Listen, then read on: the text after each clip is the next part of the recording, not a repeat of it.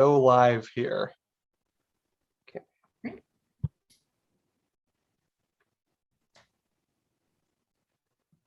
Okay, and with that, I think we are live on YouTube. Hello, everyone out there. I see we're at 22 and climbing. Already tuning in with us. Thank you so much for being here and being a part of this program today. My name is John Lustria. I'm the Director of Education at the National Museum of Civil War Medicine, and I'm thrilled to be joined today by Dr. Caroline Newhall. Welcome, Caroline. Thank you so much. I'm really excited to be here. Yeah, and today we're going to be talking about Black prisoners of war in the Confederate South, the subject of her dissertation entitled Under the Rebel Lash, Black Prisoners of War in the Confederate South. So it should be a great and engaging conversation, and we'll get into that in just a moment. If you have any questions during the program, please go ahead and drop them in the comments, and we'll do our best to get to them as we're able. And again, I see we have a number of people tuning in. It's always fun to hear where people are watching from. We got Mark from Tucson, Arizona, Mick from Alexandria, Virginia, who's a member of the Civil War Roundtable of Washington, D.C. That's exciting. Gary from Ellicott City, Maryland, and a member of the museum. Thank you, Gary, for supporting programs like this. And you can, if you enjoy our programs, you can support us for free by hitting the like button. So if everyone hits the like button, that helps us out. And if you subscribe to our YouTube channel, that lets you stay up to date with all the programming we do. You get a notification every time we go live or we post a video. We tend to post a video about once a week. So if you like and subscribe, that's the best way to help us out for free. Everyone can do it, doesn't cost you anything. But if you want to take your support to the next level, like Gary there in the comments, you can become a member of the museum for as low as $25 a year. You support programming like this, and it really, really helps us out. And I'll post a link for that in the comments here in just a second. And I see we got a bunch of other folks tuning in. Bob from Claremont, Florida, Jake Wynn, my now former colleague, Jake tuning in from good old Frederick, Maryland, Michael from Pepper Pike, Ohio, and another Gary from Columbus, Georgia. Thank you so much for being here with us today. Really appreciate that. So with all of that said, all that preamble, we'll go ahead and get started here. So Caroline, why don't you tell us a bit about yourself, introduce yourself to our audience, and kind of explain how you came to Civil War history in the first place.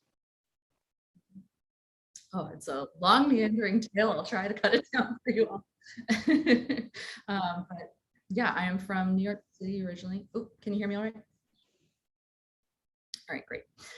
So yes, I'm originally from New York City and come from a family of history buffs, shockingly, I'm sure, and had always been interested in Civil War history, but especially after I studied with Dr. Quigley in high school, or in college, I should say, about the Confederacy and the Confederate nation as this kind of project during the Civil War. I really started to think about what that meant. And so in my undergrad, I had written a senior thesis on Andersonville Prison, just down the road from here in Columbus, as well as the military tribunal of Captain Henry Wirtz. And so that was something that I was kind of pretty much always interested in throughout college and was working on that. And so after college, I worked for a while in digital advertising and decided to go into history after a good while, still thinking about, the research I'd done, and couldn't stop being interested in that.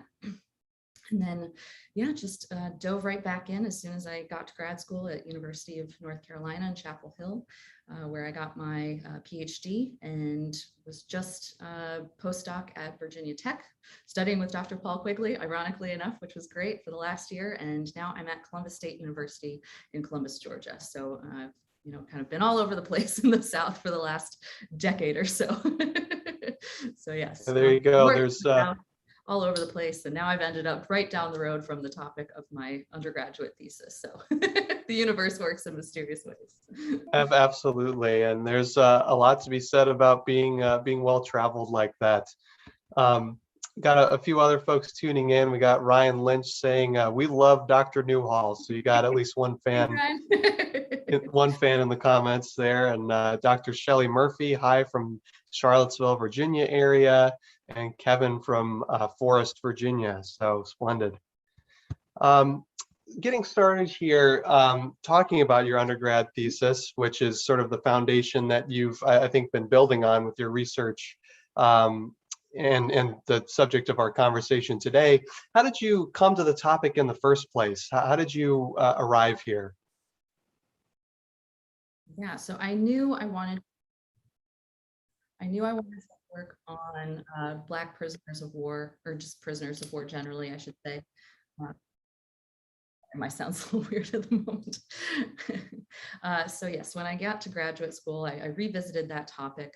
Was going back through a lot of the authors I'd read in undergrad, such as Ann Fabian, William Marvel, Roger Pickenpaw, all these historians who had talked about prisoners of war in prisons in the Civil War.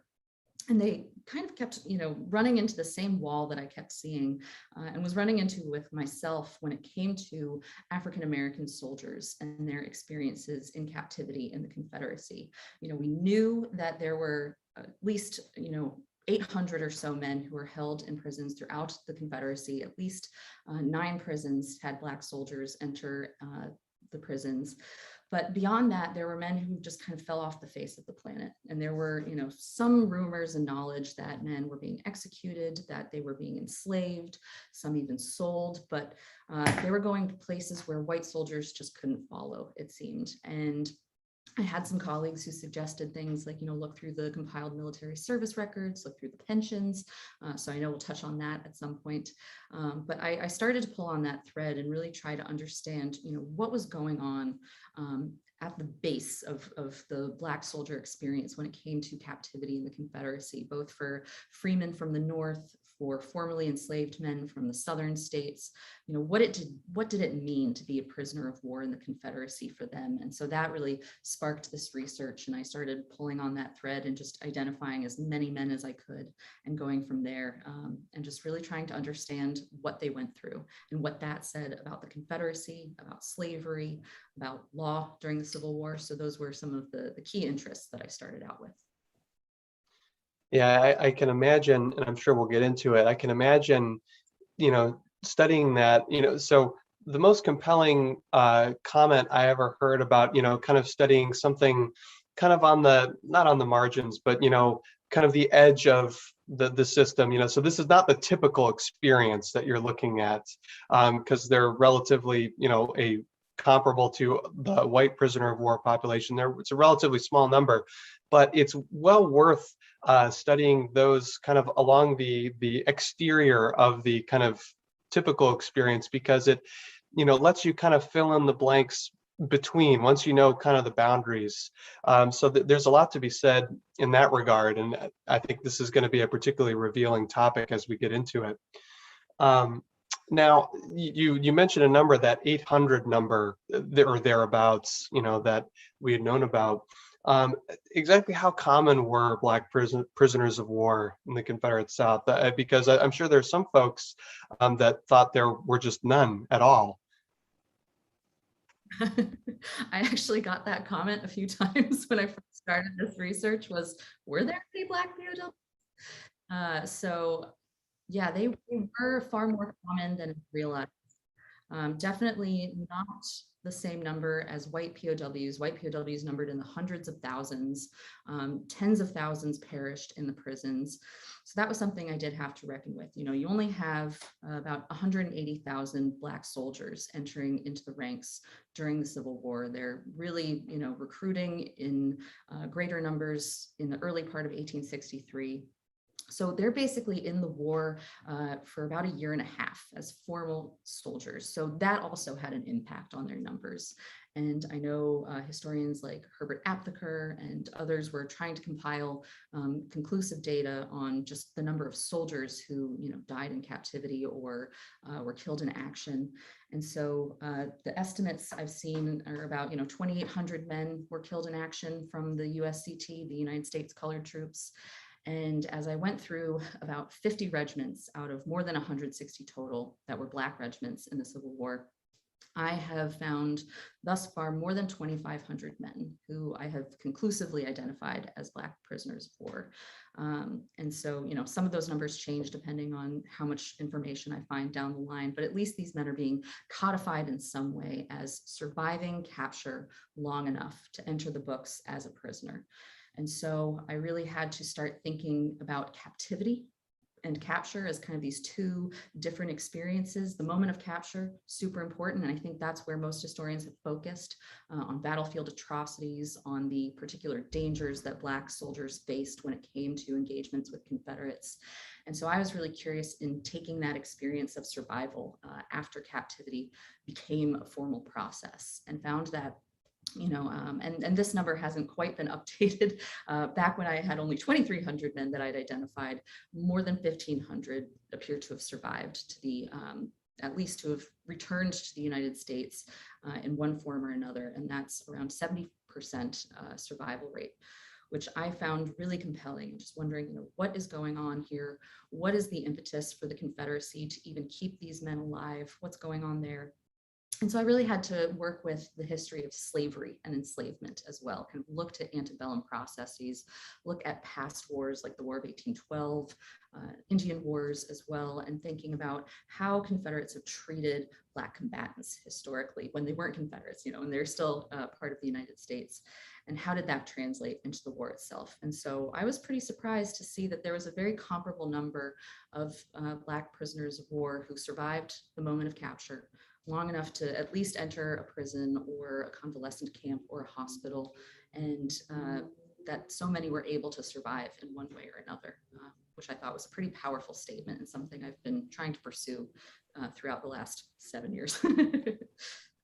Yeah, that's a pretty kind of shocking number to me. I confess that I'm surprised. I was aware that there were some. I wasn't totally sure on the numbers, but I would have guessed it would have been under 1,000. That 2,500 number is pretty amazing to me.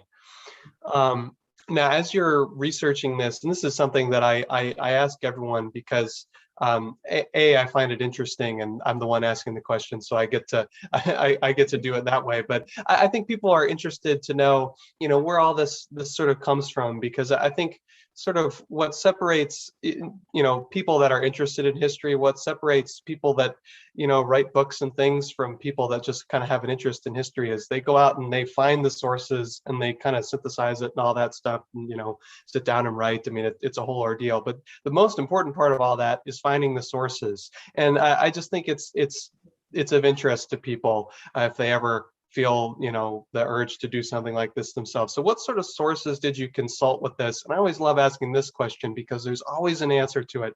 And did you find an unexpected kind of cachet of information that you kind of stumbled upon? You're like, oh, I didn't expect that to be useful. What was that whole process like? I like that question. It's a great question. So I very much relied on spreadsheets. I'll just say that right now. I had to collate so much different data. So I started with first historians' work, where they had already done some of that legwork, people like Lonnie Spears, William Marvel. And from there went to the official records of the War of the Rebellion. If anyone's familiar with that, they are available for free online, so always worth checking into.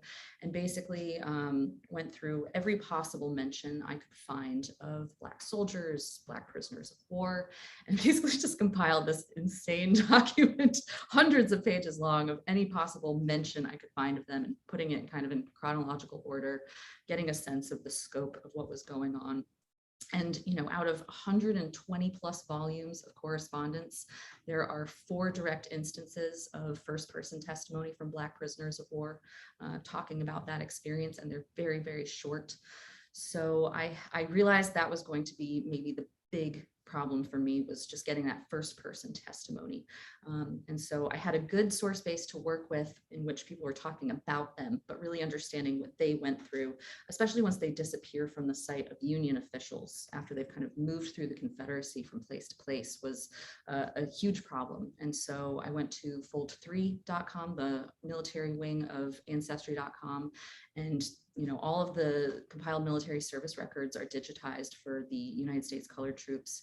So I started with the regiments that I knew had been in engagements, the men who were most likely to have been taken captive, thanks to various resources like Frederick Dyer and William Gladstone's work. And going through those 50 regiments, that's where I started. I found, instances of POW slips that would talk about men's captivity, where they were held. Sometimes they don't have those details, and that's kind of part of the detective work that has to come, is how many details can you get from various records and go from there. And so that allowed me to identify these men by name. And then I cross-referenced that with the pension records and basically just compiled this list of more than 700 men who got pensions after the war. I collected 360 of those, which I'm still working my way through, but trying to get kind of a representative sample of these men, because they were taken captive in every state of the Confederacy. This was not an isolated moment where they're only taken prisoner in Virginia and South Carolina, and that's the end of it. It's throughout the Confederacy. And so those were the two main sources, and that's what I really worked with for the longest time, using things like white POWs memoirs as well to kind of build out some of the experiences they're going through in prisons, but obviously that's very narrow.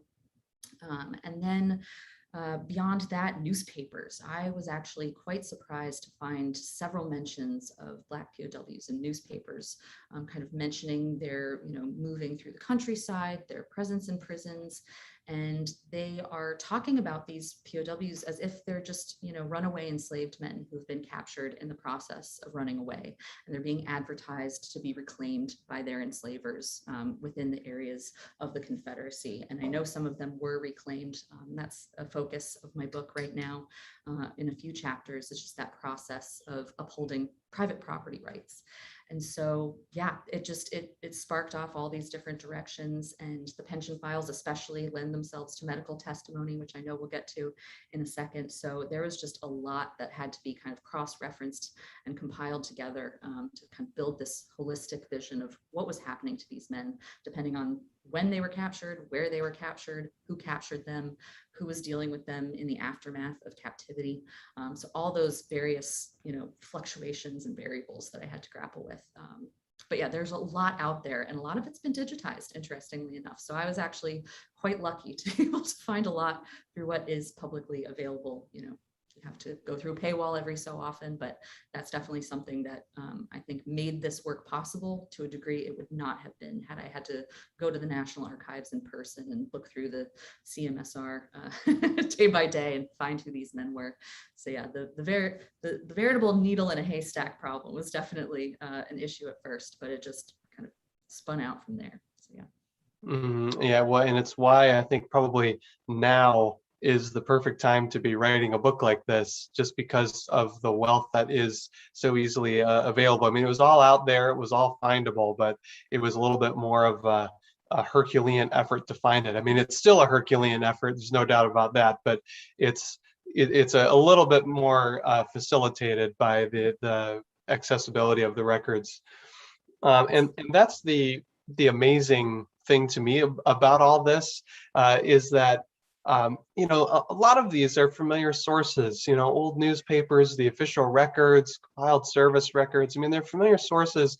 And what is, continually amazing to me is I, have the opportunity to talk with all of these interesting people about their projects is, it's just all about trying to come up with a clever way to kind of attack familiar sources and kind of knowing what to look for, because it's a fire hose of information.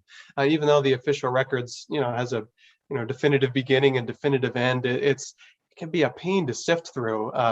So kudos to you for just really tackling that. Yeah. So you kind of spoke to this a little bit, but these Black prisoners of war, where were they housed? So you mentioned that they were kind of all throughout the South, and you mentioned that you'd identified several locations. Where were they? Did their experience differ? I mean, it seems that this is kind of a more wide-ranging phenomenon throughout the Confederacy, so maybe their experience wasn't dramatically different, but where were they, and how did that differ, or did it? Yeah, so for Black prisoners of war, one of the key problems for them is that they are not considered prisoners of war by the Confederacy. And so what I had to grapple with was in part the language used to describe them, because they're often referred to as Negro soldiers captured in arms, things like that. You know, these long euphemisms that don't lend themselves to easy identification in a lot of these records. But yeah, so uh, I think we're most familiar with instances of Black POWs in places like Andersonville Prison. You know, 4 men testify in the trial against Captain Henry Wirtz. So that's some of the longest testimony that had been available in public knowledge regarding POWs. And so those men who are captured and held in prisons for years at a time, they're not liable for exchange. In the eyes of the Confederacy, these men have no legitimate claim to being a combatant in war. Whatever the US is doing to recruit these men, to arm them, to uniform them, doesn't hold for the Confederacy. They refuse to recognize that status. To them, these men are essentially slaves in revolt, and that's the language that they use to refer to them, which often made things very difficult for me when trying to parse out exactly how they were being treated and what was happening. But for a lot of free men from the North, for example, men from the 54th Massachusetts who were captured at Fort Wagner, there's this debate kind of rolling around between, you know, the governor of South Carolina and Confederate Secretary of War James Seddon about, you know, what do we even do with these men? Can we put them on a trial? Can we return them to slavery, even though they've never been enslaved before? You know, what do we do with their status? And basically, they're just kind of left in a legal limbo for the remainder of the war, and just, you know, forced to suffer side by side with other white POWs. And Black POWs are kind of central to why the exchange fails in prisoners between the United States and the Confederacy. So there's resentment there as well. But the men who remain in prisons, you know, have pretty similar experiences to some degree as white POWs. Though some are also used as military labor. And what I was surprised to find is that the center of Black POWs imprisonment is not a place like Richmond and not a place like Charleston, but in fact, Mobile, Alabama. About 1,200 men I've identified so far came from about 5 regiments who were captured in a series of large-scale surrenders in 1864 and then held in Mobile, where they're basically not liable for reclamation by former enslavers because they're being used as military labor. And these were predominantly formerly enslaved men from these states of Georgia, Alabama, Tennessee.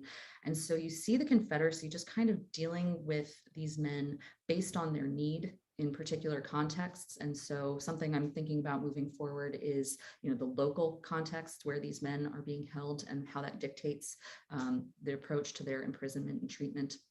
And so you see 1,200 men just kind of supplementing the labor force for Confederate forces and basically being forced to uphold the Confederate war effort, because Dabney Maury, sorry, in Mobile is desperate for labor, and he can't get enslaved labor from the countryside because people are refusing to send slaves to him. They're refugeeing them to other states around Georgia and Alabama, trying to avoid the you know, clutches of the Confederate war effort, essentially. And so Black POWs actually end up becoming a supplementary labor force as well in several areas. So it really just kind of depended on the moment of the war, what was needed at the time.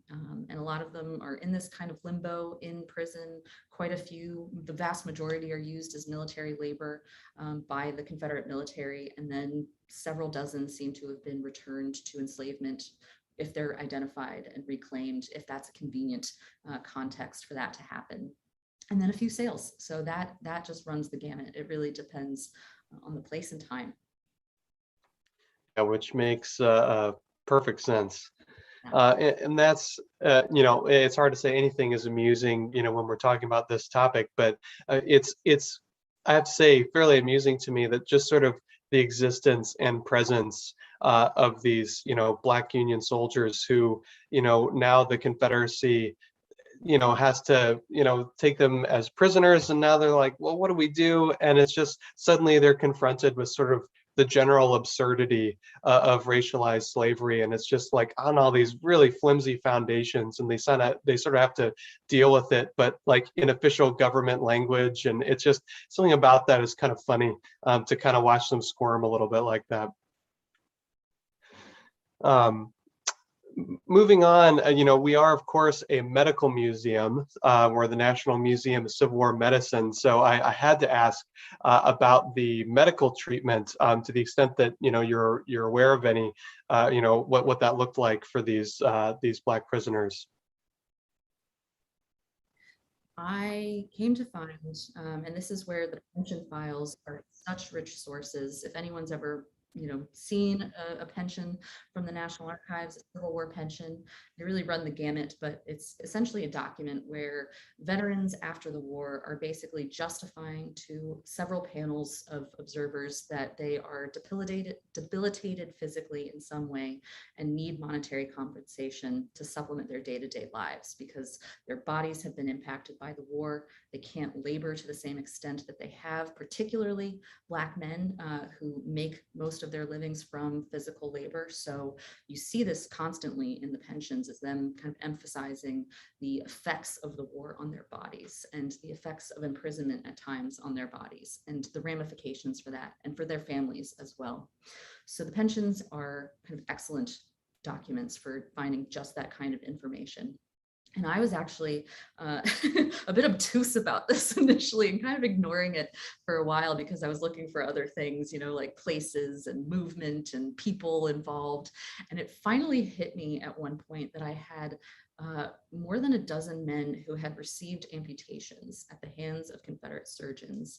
I had records of more than 157 men, saying in one place or another that they had been at a Confederate hospital, and around 85 men have given voice to their medical treatment by Confederate doctors and surgeons. And so that was something that struck me because there were kind of these assumptions that men were not getting medical care for the most part, particularly through the testimonies of people at Andersonville, for example. So there was this presumption that they were just kind of being ignored. If anything, it was probably a good thing for them to be ignored, but for those who are really suffering, they're just left there. That really wasn't the case. And I had to reckon with that. What did it mean to have a Confederate surgeon, sometimes the head of a hospital, as happened in Charleston? Dr. John Lawrence Dawson is actually himself operating on Black prisoners of war in Charleston. What does it mean to provide a life-saving amputation for a Black soldier from the United States? And I had to kind of, open up my horizons to histories of medical care and slavery from people like Charlotte Fett, Dia Boster, Deirdre Cooper Owens, Todd Savitt, people who'd really reckoned with the impact of medical care and motivation from enslavers especially, and then how enslaved communities dealt with medical care. And I saw a lot of parallels in what was going on in that Confederates were concerned with soundness, this idea that Charlotte Fett in particular talks about, where they're worried about keeping the body alive, but not worrying about the health or the soul of the person. It's not about altruism. It's not about happiness. It's about labor productivity and marketplace value. That is always the utmost concern when it comes to plantation doctors and to surgeons in the antebellum period. And with the war, it's creating these circumstances where people just kind of have to react in the moment. I haven't found definitive orders yet that have to do with medical care for Black soldiers, but it's happening. And so the fact that men are being, intentionally kept alive, that they're being operated on, they are receiving care in one form or another. Some are even avoiding medical care because they're terrified of it, rightfully so. They're worried about the consequences of revealing the extent of their injuries and debilities. They don't want to be executed if they can't perform labor, so they hide things. All of that, I think, has a lot of history in the antebellum period and familiarity with what white doctors want from Black bodies and what they try to get out of them. And so for Black soldiers, it's kind of this rolling of the dice in deciding what is going to be best for them. And you see a lot of reliance on community within these imprisonment experiences, whether it's in camps or whether it's in hospitals or prisons. They're relying on one another first and foremost to keep each other alive. And some will provide ointments that they find. One white POW in Andersonville gets baking soda from the hospital and is using that on a Black POW's amputated leg, picking off the maggots himself to help keep him alive because the man is not going to the hospital to get treated. So it's really complicated, but it's all, I think, bound up in these ideas of profit, of rightful place of Black men within Confederate society, keeping them at least to some degree mobile and able-bodied, but not taking care of the person. It's not about health, it's about soundness at its base. So I really saw a lot of that among Black prisoners of war, and that was something that really struck me that I've been trying to reckon with, is that the impact of the mindset when it comes to slavery and how it's practiced on either end, whether you are the enslaved person or the enslaver. What does that mean? What is that balance of power and dynamic there? So yeah. Yeah, there's sort of in some ways kind of an unexpected amount of metaphorical meat on that research bone there. There's a lot of different kind of angles and things at play there, in ways that I didn't necessarily expect it to be. So that's really fascinating to hear. And one of the common questions we get at the museum are, well, did the doctors treat both sides? And the short answer is yes. At the end of the day, they're medical people and they're not going to just watch somebody bleed out. But it's the longer answer is a lot more complicated. Mass casualty situations, you'll probably treat the people from your own side. And then the ultimate complicator is exactly what we were just talking about here, is what do Confederate surgeons do with Black military patients? And, I've done a fantastic job speaking to that very complex situation. So, basically the conclusion is, overwhelmingly the medical care does happen, but it's trying to parse out what the motivations, might be and exactly what's at play from both sides, not just the doctor, but also the patient as well. I think the patient, it's very easy to lose the motivation of the patient in all this story. We spend a lot of time focusing on the doctors, but the patients are half the equation, as it were. So it's fantastically interesting question and situation, and all that. And you made me think of something else as well, which of course I'm struggling to remember. Oh, right. The in some ways, as you were talking about it, in these camps, the way that the Black soldiers are sort of really kind of banding together and kind of looking out for each other, it reminds me of conversations I've had with folks that have written books about contraband camps and refugee camps in the North, about how there's kind of it's different because we're talking about Union surgeons, but there are some parallels in that there's just a general distrust amongst the refugees of white medical personnel. And there's kind of a camaraderie there as well. So there's kind of an interesting parallel that at least comes to mind for me as we're talking here. Quickly bouncing over to the comments, we've got a number of you all watching, and we appreciate that, including our mutual friend, Dr. Melissa DeBelvis over in Augusta, Georgia. So it's always good to hear from you, Melissa. Melissa, who has been on other of our programs. And we have Janice watching from London, England. So we're going international here. But we had a good question from Trencher29. In addition, they commented that newspapers are the best. And you're right about that. Newspapers are amazing. And she has a question for you, Caroline. Were there any particular stories or men that you connected with or that stood out to you in your research? We've been talking kind of in broad generalities here, but were there any kind of individual stories that really kind of struck you? So many. That's the hardest part, I think, with this research too, is just the emotional toll that it can take when you're going. I found myself often just like being moved to tears by these men's experiences when they're talking about it in the after-war period, post-war period. And yeah, there are quite a few, and my book will actually be homing in on several representative men. My dissertation took a very broad look, was using kind of as much evidence as I could get from these men to really show the realities of their lives. And then the book itself is going to focus on individual men for every chapter to basically go through each stage of the war, essentially from their perspective and what that meant for their particular experiences. So quite a few, yes. And one of whom is a man from the 5th United States Colored Cavalry. And he's somebody I wanted to mention, in fact, when it comes to medical care.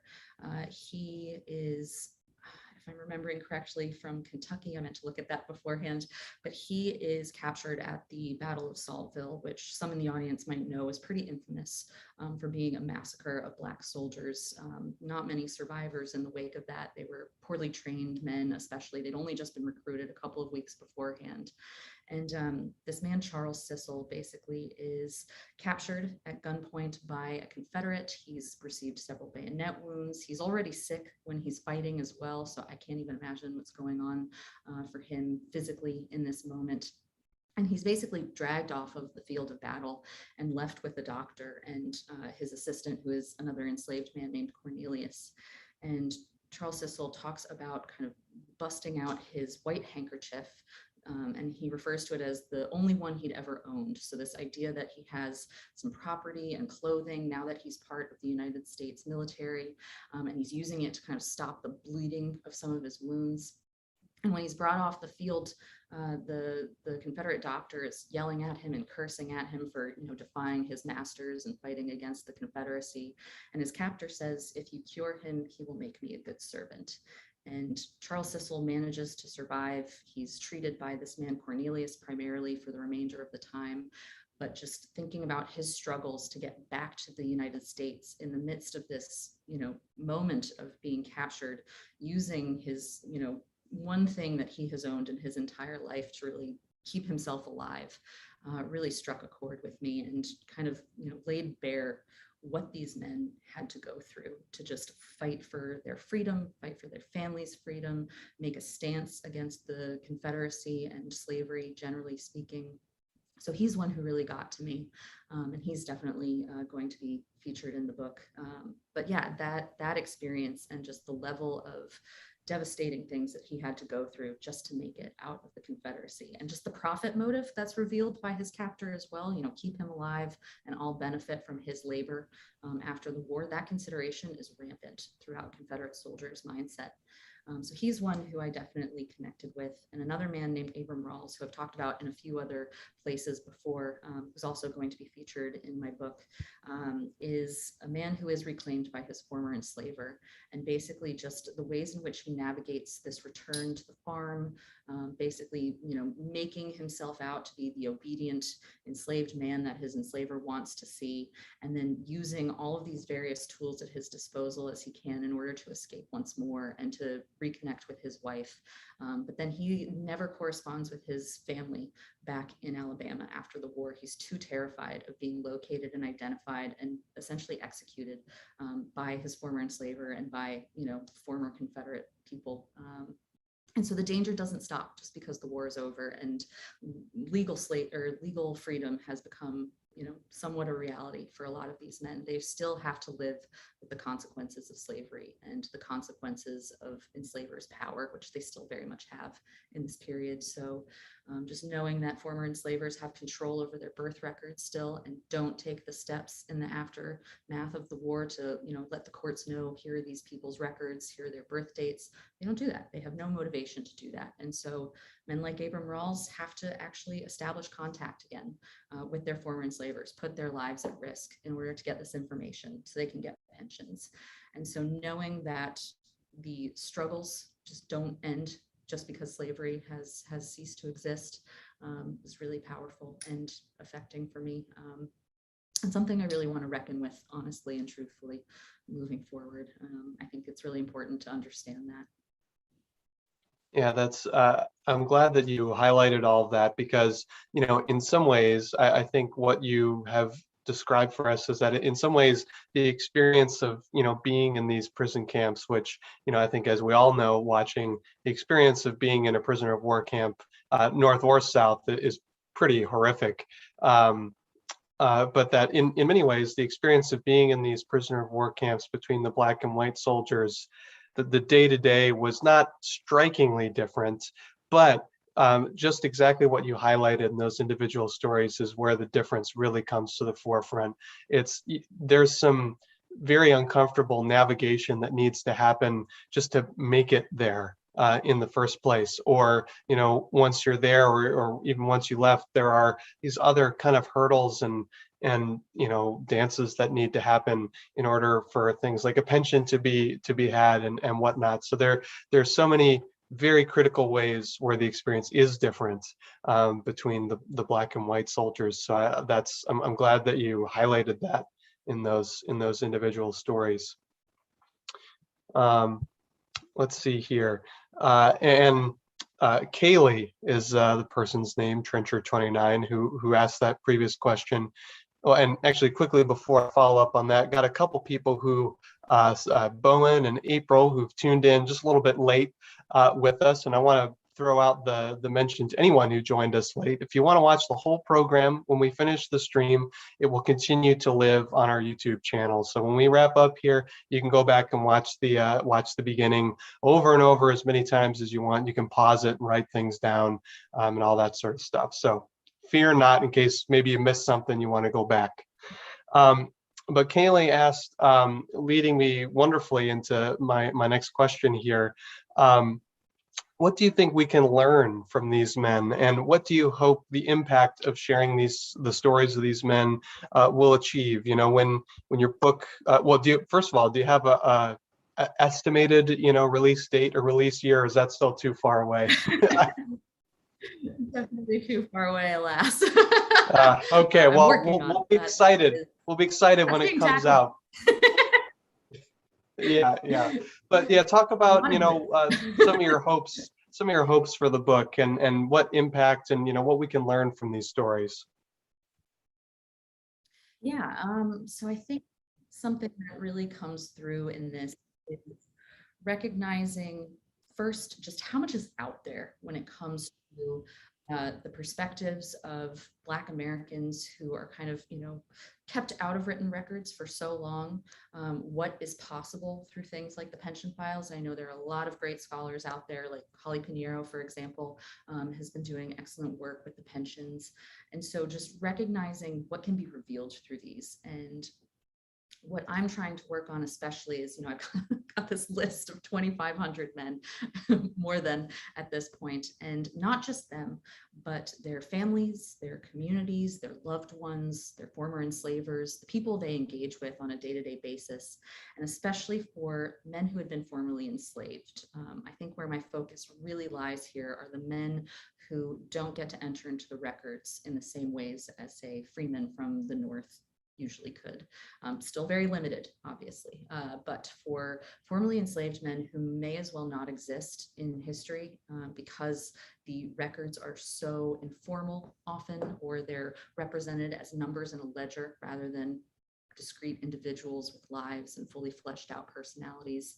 I think the genealogical research implications here are really important, not just for Black prisoners of war, but Black soldiers generally. What they can reveal through their records is, I think, massively important for especially people who are descended from enslaved Americans.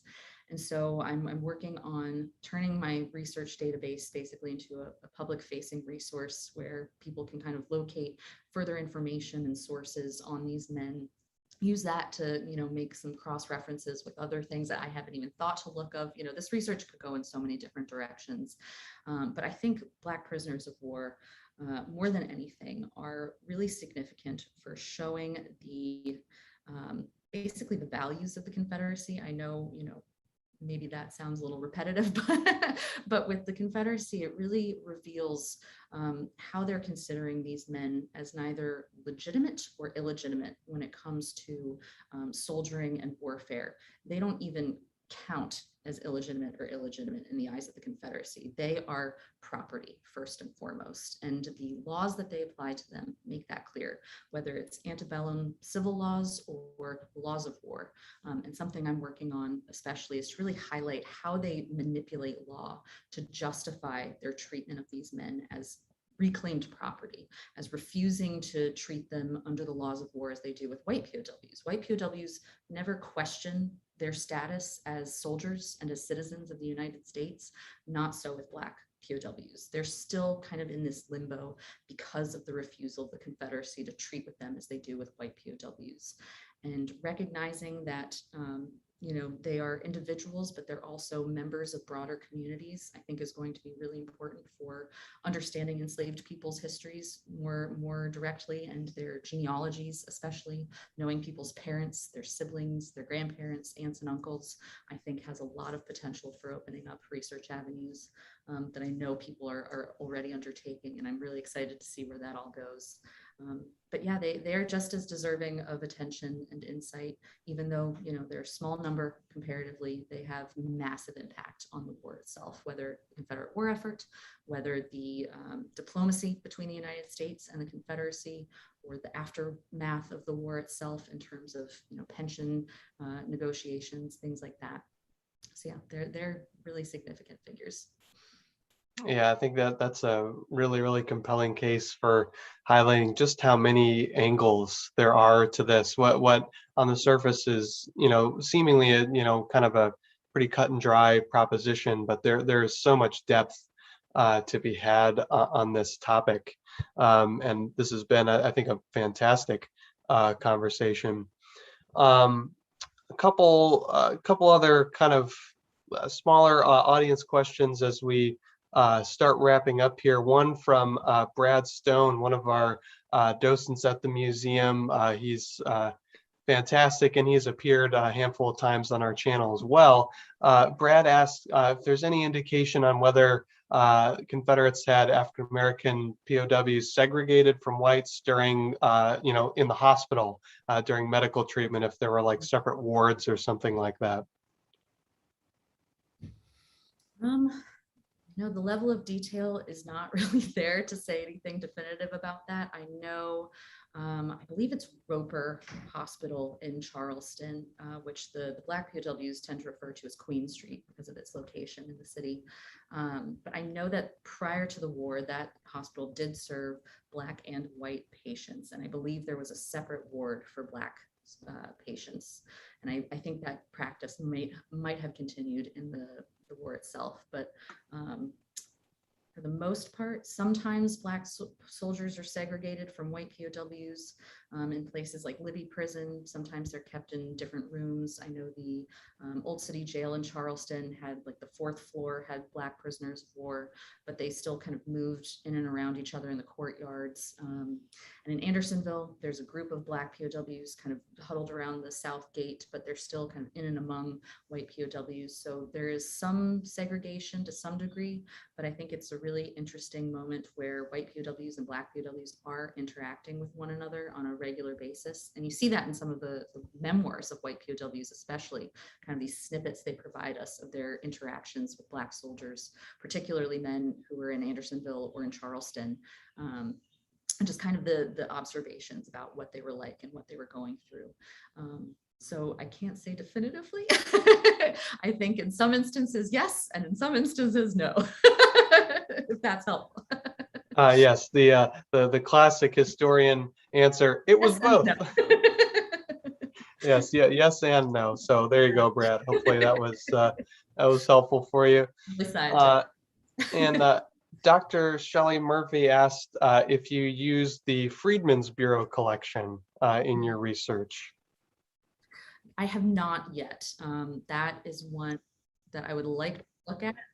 It's kind of one of those ones where I feel like it might be a needle and haystack situation as well. So I'm trying to focus on particular individuals who I can identify and figure out what's going on a local level and then go from there. So I think Friedmans Bureau records will be really helpful once I have some concrete people to follow through those records first.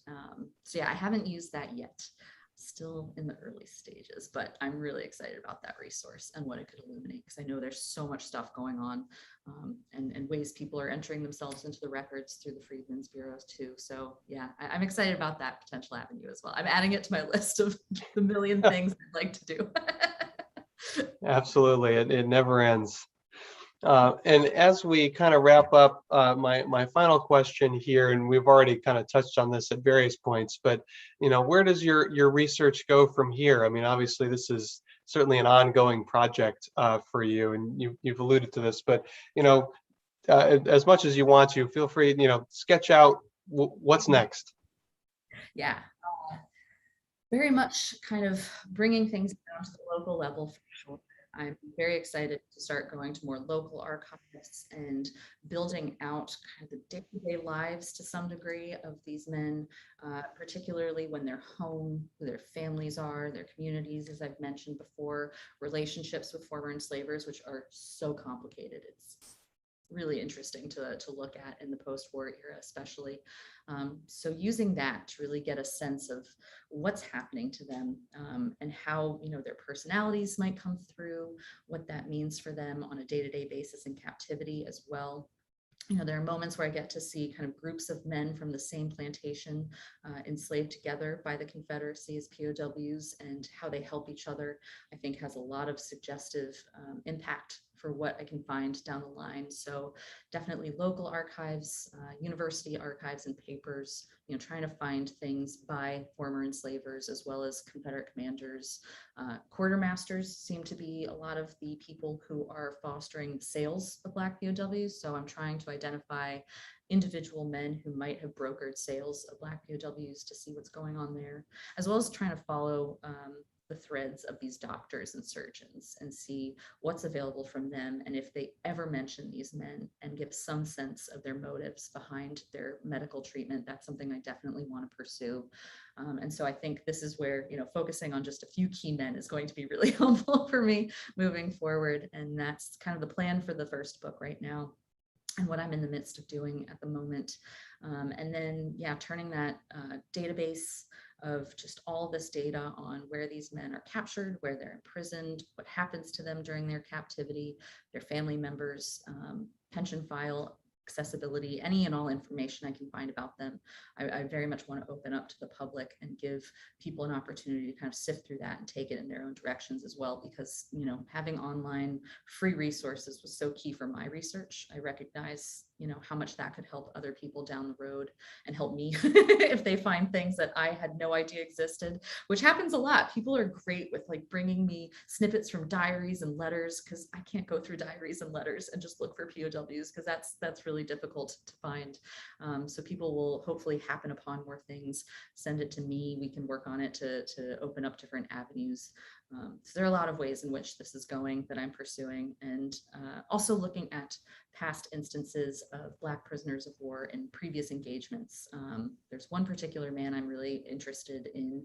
I think I'll write an article on him from the Second Seminole War, and his experience as a POW of the Seminoles, and what happens when he's functionally enslaved by the Seminoles and the US is being sued by his former enslavers for basically payment for his loss of labor to the Seminoles in the midst of war. So things like that, all these complications with navigating law of private property versus warfare versus, sovereignty. It's all wrapped up in these previous things that have happened. Like the Civil War is not unique, really, in terms of precedent and process, but it is unique in scale and diversity of experience. So that's something I definitely want to pursue.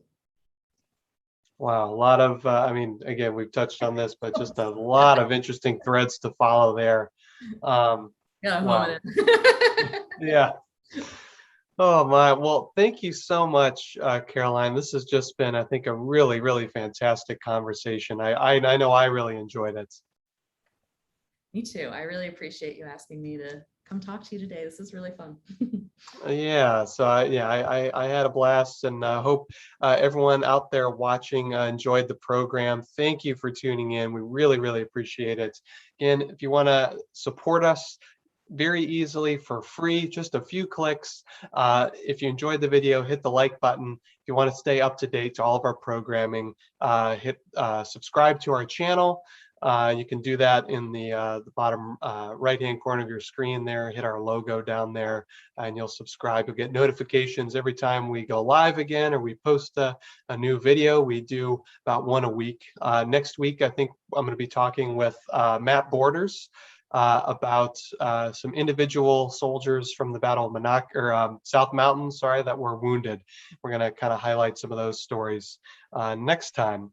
And if you want to take your support to the next level, consider becoming a member a member of the National Museum of Civil War Medicine. For as low as $25 a year, you support programming like this, and lets us know you want to see more of it and have been enjoying it. So thank you everyone again for tuning in. Really appreciate it. And we'll see you next time. Take care, everybody. Thanks.